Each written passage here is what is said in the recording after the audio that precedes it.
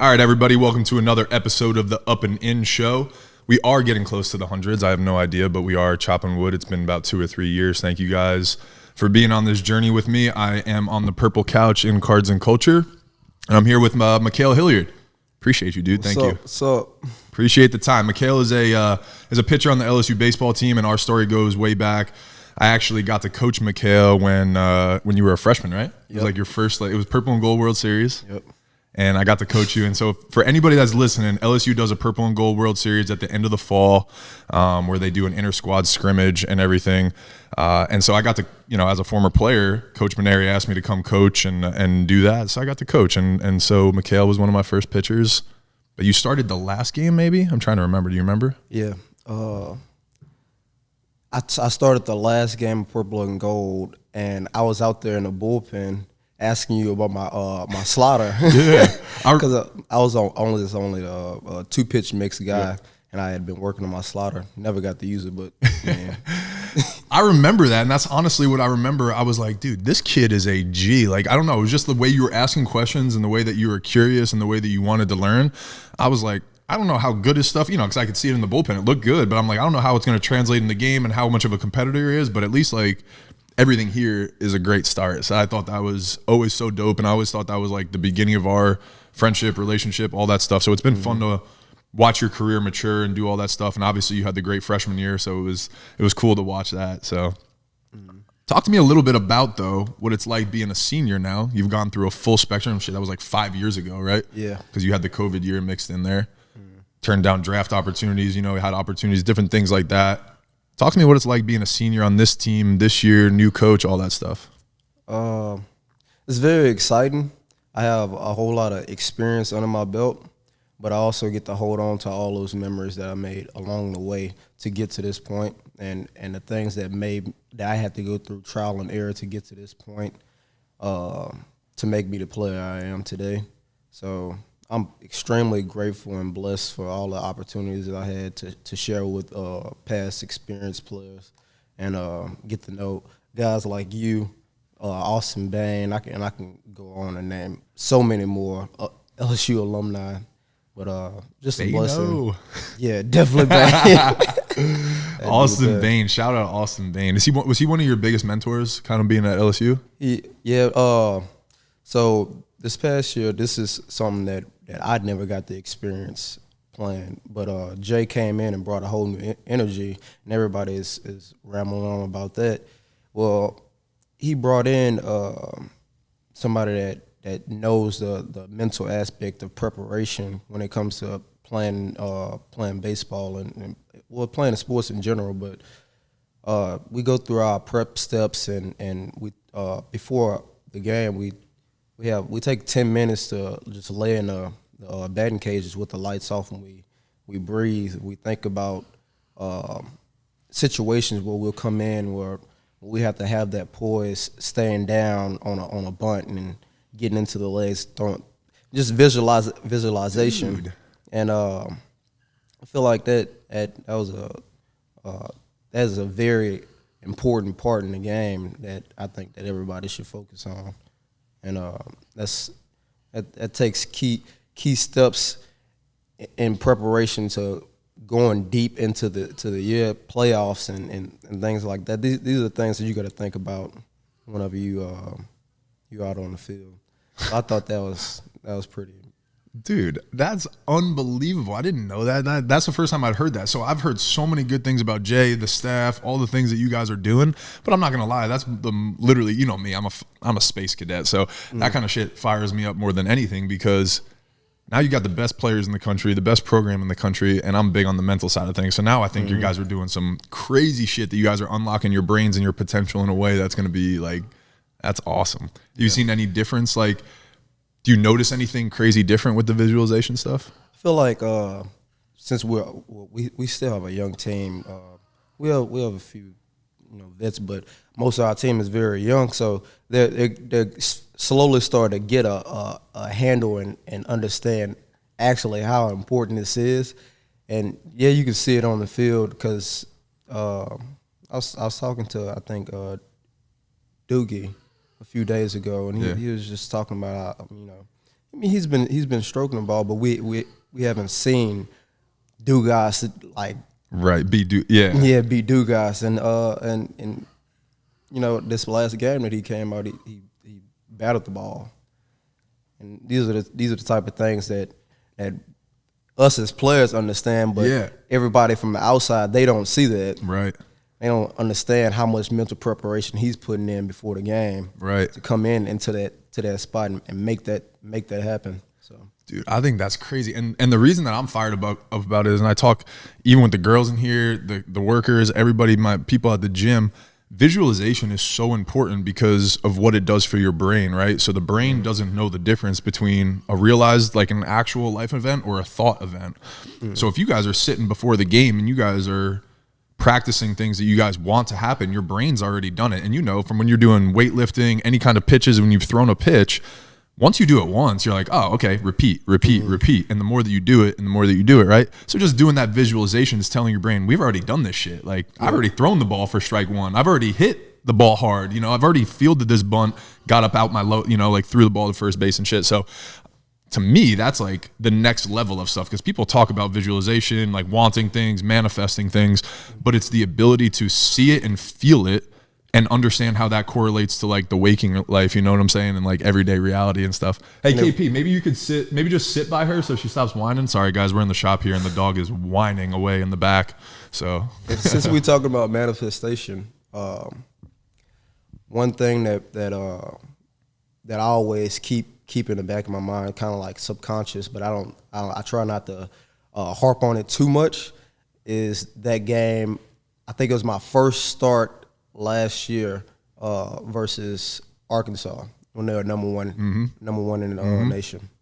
And I always think back on that game whenever I feel a little anxiety or feel a little nervous. I'm just like, I pitched a shutout game against Arkansas, the number one team in the nation, and that definitely carried on over into Tennessee.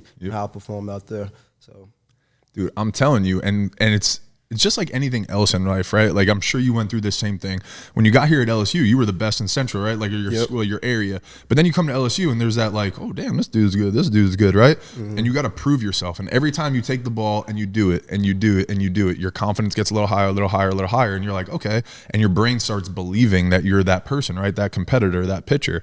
So that's the things that I love about that visualization. If you can do that without actually having to do it, and you can convince your mind, your brain, that you've done it before and that you are that person, it's like the first time that you do it, it's like you've done it already 5, 10, 15 times, you know? Yep. Dude, that's awesome. I did not look at Jay Johnson. So you're high on Jay Johnson stock, way up. All the way up.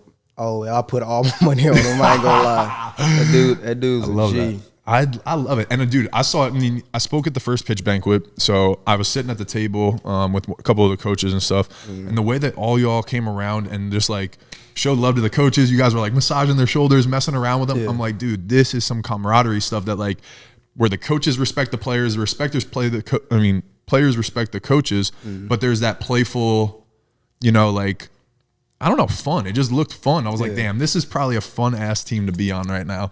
And like that shit carries into winning, and then winning is really fun. So that's the fun part for me, to watch you guys take those next steps. So talk to me a little bit about the pitching staff. I'm curious because everybody talks so much about the hitters this year, and obviously the lineup is stacked, and those guys are great. But I'm a pitcher, and everybody's always asking me about the staff. I've liked your guys' arms, and I think that you guys got a great staff. It's just a matter of the roles, right, that everybody kind of fits in. So talk to me about being a senior leader and like what you've seen from the staff this year, and like what you kind of, the expectations that you guys have. I would definitely say that the guys, the new guys that's come in over the fall into the spring, they've turned them to completely different pitchers, as in mindset. They've always had the talent, and I continuously tell these guys whenever they step foot on campus, you would not be here in this place, you would not be given this opportunity if you did not have the talent. Now, as we move forward, JK makes sure that our mental aspect of the game is we're striving to go up every day and make that better.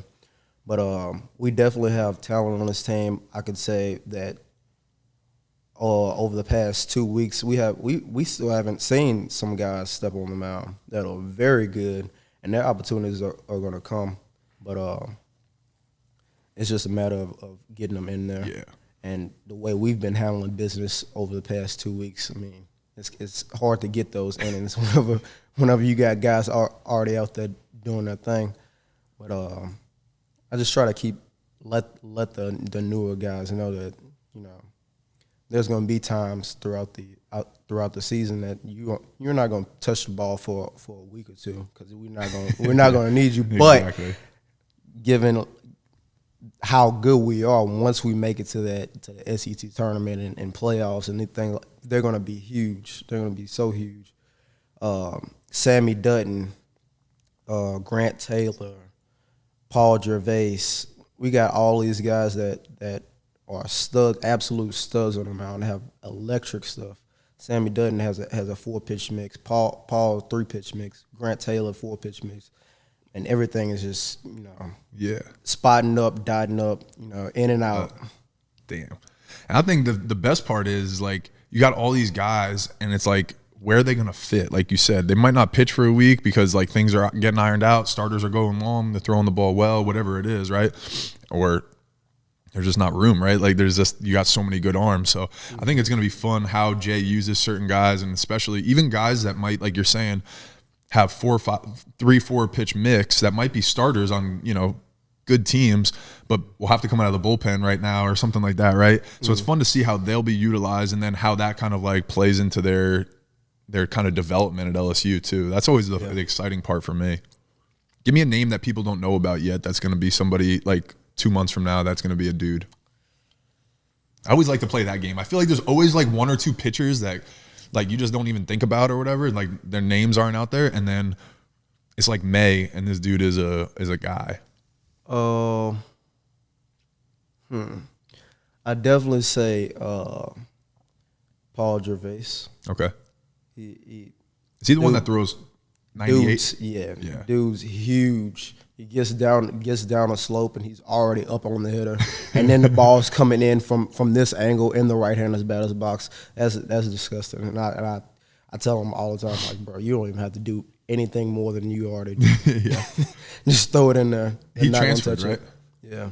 He came from LSU or LSU, I mean? No. Where did he come from? School up north. Oh, really? Yeah. I'm trying to remember. Yeah. Him, I would say Jason Bowman. He hasn't thrown since the fall, but I don't know if you've experienced like torn rotator cuff stuff and still pitching off of that. But I've been through that stuff, and it is terrible, terrible. Hated it. And it's so painful to pitch through, but once he got that surgery, I think he's gonna be a guy. think when he shakes back next year, he's gonna be definitely a contender for in the weekend's rotation. That's dope. I mean, he was sitting 88, 90, 91 during the fall with a torn rotator cuff. I was like, yeah. Hopefully he gets that right, because, you know, like we said, injuries. Let's talk about injuries. That's a good. I mean, I battled some injuries in my career. You've had some ups and downs and injuries. You know, like, so talk to me a little bit about the mental side of that. I had an interview about Jaden a couple weeks ago, and we were talking about the importance of the mental side of an injury. And I think there's always, you know, 2 different approaches that you can take with it. You can have the perspective of like, poor me, and you just go sulk, get drunk, get high, do all your, you know, things that occupy your mind, or you can explore your mind and be like, man, this is an opportunity to learn, grow, and get better. So talk to me about some of the approaches you've taken and some of the things you've seen, you know, with injuries. Well, me and Jaden, whenever he was going through his little injury, well, not little, but his right. Injury process, you know, I think that was his freshman year. I had just came back off an injury, and I was, you know, you know, if it does not feel right, don't try to force it at all, because you're only gonna make it better. You just go keep irritating it, and he was one of the hardest workers I think I've played with over the past 5 years. Yeah. And things didn't end up going well for him until, you know, later in his career. But just me knowing myself, I'm not just somebody to just lay down and, like you said, Right. boo-hoo, Yeah. boo me, I fought through that process, and I went to therapy, talked to the people I needed to make sure I was still on the right mental side of things, because everything, it starts off with mental. You have to be mentally strong before you're physically tough, Yeah. And I carry that throughout my life. My dad, he was my my rock, and he always made sure that I was on the up and up, always positive and happy. God always has a plan for me, and I kept that with me throughout my injury process, and look where I'm at now. I feel great. Dude, I love that. And I think I'm going to steal that quote that you said. I'm trying to remember it now. You said mental strength. Yeah, you gotta be mentally strong before Yes. you physically tough. I love that right there. You got to be mentally strong before you're physically tough. Like, I'm literally going to jack that, and I think that's going to be like a quote from the episode, because it's facts. Like, I always talk about this, and people, I got chills right now, because even with F45, everything right that you do, it doesn't matter how strong you are. It doesn't matter how good you look, how in shape you are. You can't do a movement if your brain is telling you, hey, quit right now. Go get some water, like whatever. Like, hey, your body hurts, like go sit down or whatever, right? And if you're not mentally strong to push through that shit, or at least understand, hey, there's a reason that it's hurting. There's a reason that I'm tired. How can I fix this, right? Like, you ain't gonna ever get strong. So, fuck, man, I love that. That jacks me up, straight up. Like, I'm stealing that. But something that you brought up in that, you and I have connected, and I don't know if all of our listeners know the unfortunate tragedy that happened after the past season and stuff, but you and I have connected on some of the things that your dad taught you. So maybe if you could, you share maybe a little bit of that story and some of the things that happened, and the way that you're kind of reframing that and your family's approaching it. Well, my dad was special to me to a point where I could not go. And I feel like everybody shouldn't go a few days without talking to him. I had to talk to him every day. He was that type of guy. Would he make you talk? Would he call you, or you were like, nah, this is my pops, I'm calling him? Both ways. Good relationship. Yeah. Both ways. And being that he was a coach all throughout my life, life coach, sports coach, girl coach. He's somebody I can talk to about everything. He's the one that helped me with my swag, and how I dress every day. So, he was, like I said, he was my rock, and there are many points in time where I didn't think that baseball was for me, but he was the only one, he was one of the few that actually believed in me. Actually, funny story, I got this chain. I got this pendant and chain. I made a deal with my dad before I even came to LSU. He said if I came to LSU and became a starter, he would give me this diamond pendant, $2,000. Oh my God. And I was like, bet I'm gonna hold you to it. Yep. But you got that shit right away your freshman year. I remember you were rocking 52 right away. I was like, and it was funny because I remember seeing the chain and being like, damn, okay. And that's even doper that it was a story. I love that. That was awesome, man. And then he said if I became a starter and threw a really good game, he would give me the rope to go with it, because I didn't even have like an actual rope to wear with. Yeah. I just had the pendant. And he was like, I obviously I knew like sooner or later he was gonna give me a chain or sooner or later, but he was like, well, this is what I promised you. And I was like, all right, I gotta work for the other half. Yeah, that was awesome, man. Mm-hmm. So what are some of the things, we've obviously talked about it. He was taken from you, really suddenly, and it was something that happened to your family, unfortunately.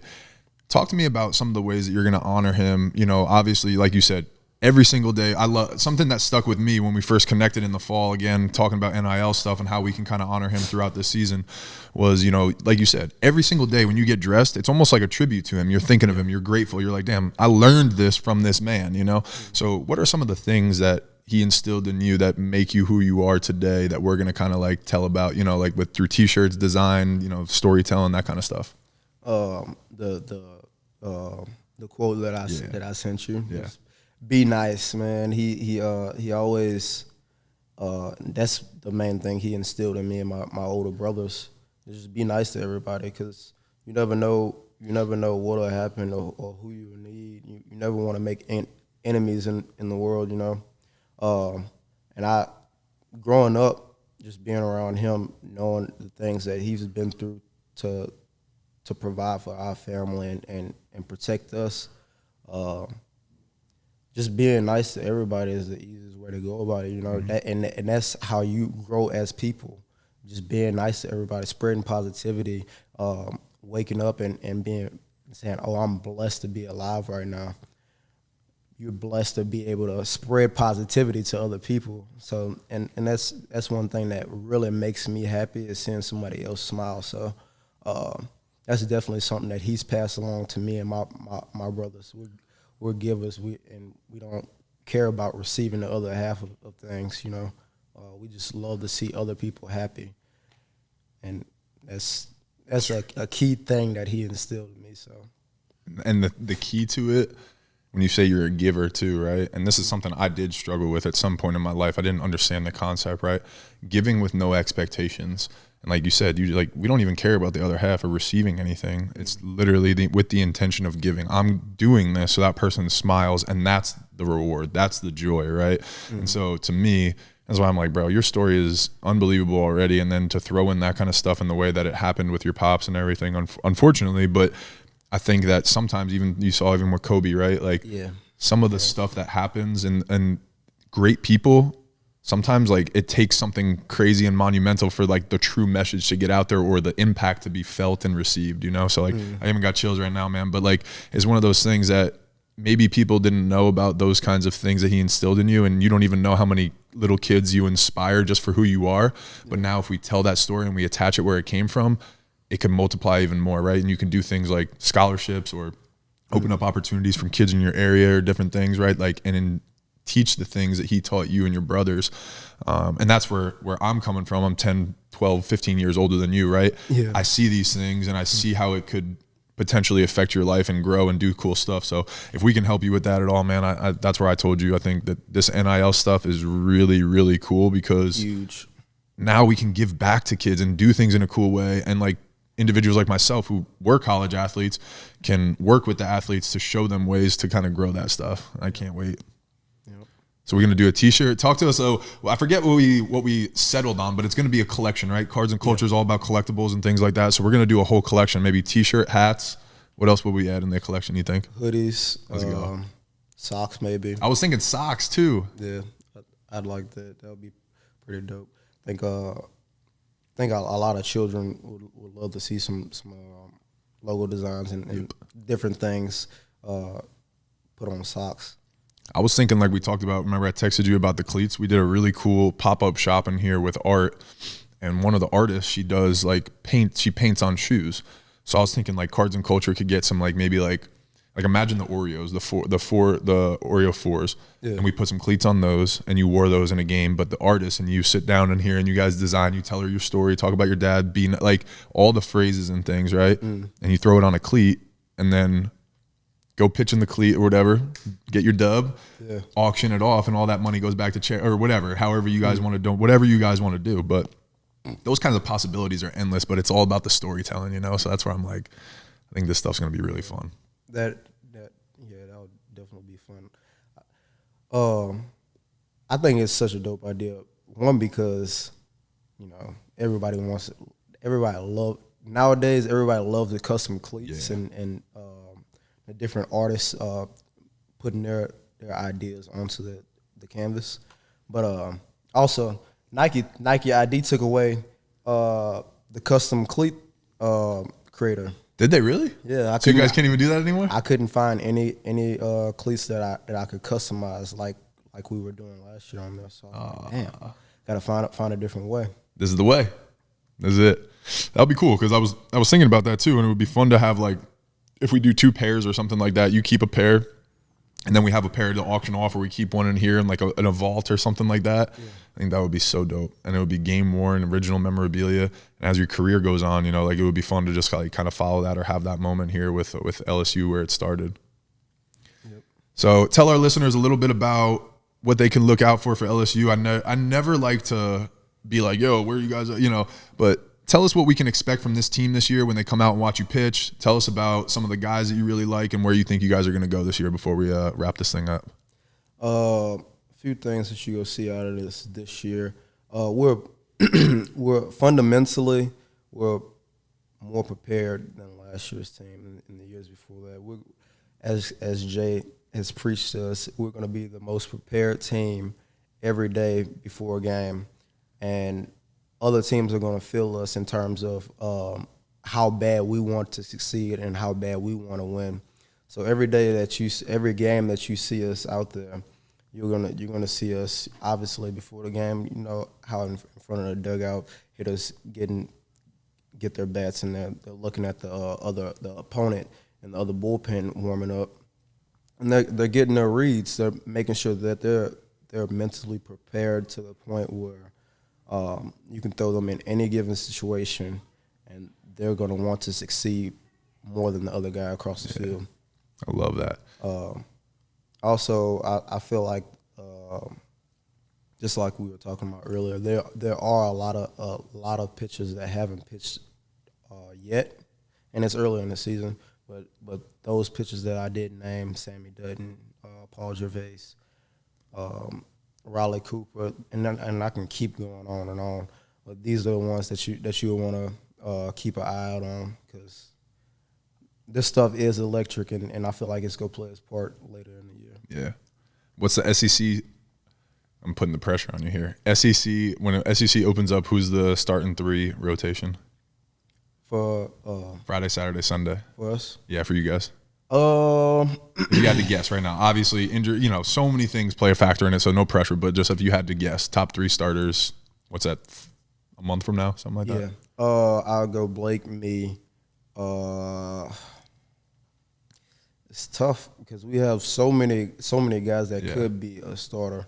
But I'd say Ty Floyd, because of the play time he's been getting right now. He's experienced. He's been in those situations, especially last year. Very tough situation. He was literally just thrown into the water with the Sharks, and he has that competitiveness where he's not giving in, and he lets his stuff work. So I think that he'll be a good guy at the end of our rotation. Man, that would fire me up. I like that rotation. You know, you have a good Friday, Saturday squad, and then you got a guy that can throw 5 or 6 and just keep you in the game Sunday. And with your guys' bats, you guys are going to bang on Sundays. Like, you need somebody that just can compete and keep you guys in the game, develop, you know, and throw strikes, honestly. So that's fun, man. All right, good. I like that rotation. If that's a rotation, opening weekend, I like my bet. I bet straight up, bet $250 on you guys. So you guys win the national championship. I'm taking home $5K, baby. Let's go. So I love it. I love it. Yeah, man. Thank you. I appreciate your story. I appreciate the time. I appreciate you sharing it with everybody. And you know, this is just the beginning of our partnership. And so a lot of people will get to know you, you know, through the course of this stuff. But let everybody know what your social media is. I'm going to put it in the show notes and stuff like that. But let them know where they can find you. Instagram, SSGKale Official. KHAIL, and for Twitter it's mhillmadeit or at Hilliard Ma'Khail. Hell yeah, dude. Thank you. I appreciate it, and make sure y'all look for more. Appreciate you, bro.